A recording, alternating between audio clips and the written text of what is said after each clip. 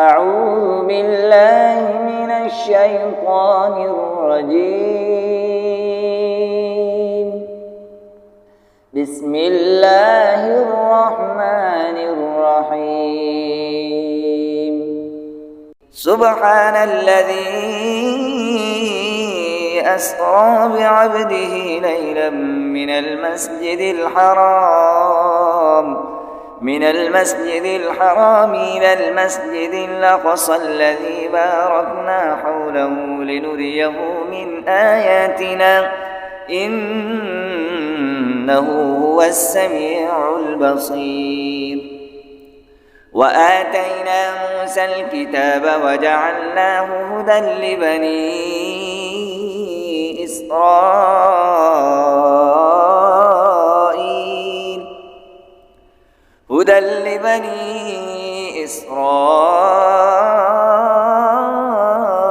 ألا تتخذوا من دوني وكيلا ذرية من حملنا مع نوح إنه كان عبدا شكورا. وقضينا إلى بني إسرائيل في الكتاب لتفسدن في الأرض مرتين ولتعلن علوا كبيرا. فإذا جاء وعد أولاهما بعثنا عليكم عبادا لنا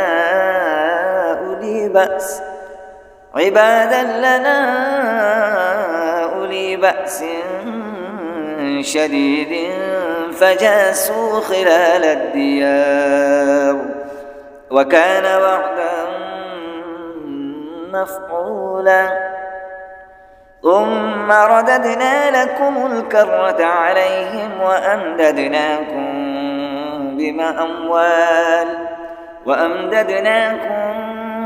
بأموال وبنين وجعلناكم أكثر نفيرا. إن أحسنتم لأنفسكم وإن أسأتم فلها. فإذا جاء وعد الآخرة ليسوءوا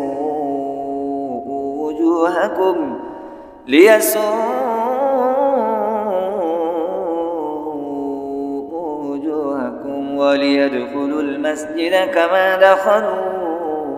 كما دخلوه أول مرة وليتبروا ما علوا تتبيرا. عسى ربكم أن يرحمكم وإن عدتم عدنا وجعلنا جهنم للكافرين حصيرا. إن هذا القرآن يهدي للتي هي أقوم ويبشر المؤمنين الذين يعملون الصالحات أن لهم أجرا كبيرا.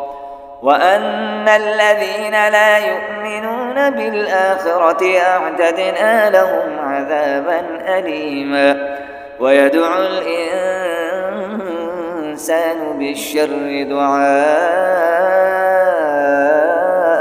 بالخير وكان الإنسان عجولا. وجعلنا الليل والنهار آيتين فمحونا آية الليل وجعلنا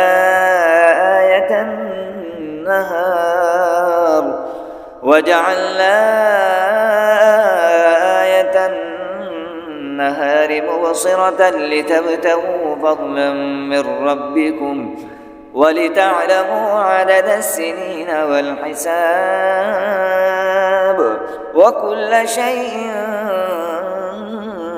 فصلناه تفصيلا. وكل إنسان ألزمناه طائره في عنقه ونخرج له يوم القيامة كتابا يلقاه منشورا اقرأ كتابك كفى بنفسك اليوم عليك حسيبا من اهتدى فإنما يهتدي لنفسه ومن ضل فإنما يضل عليها ولا تزر وازرة وزر أخرى وما كنا معذبين حتى نبعث رسولا وإذا أردنا أن نهلك قرية أمرنا متر فيها ففسقوا فيها فحق عليها القول فدمرناها تدميرا وإذا أردنا أن نهلك قرية أمرنا متر فيها ففسقوا فيها فحق عليها القول فدمرناها تدميرا وكم أهلكنا من القرون من بعد نوح وكفى بربك بذنوب عباده خبيرا بصيرا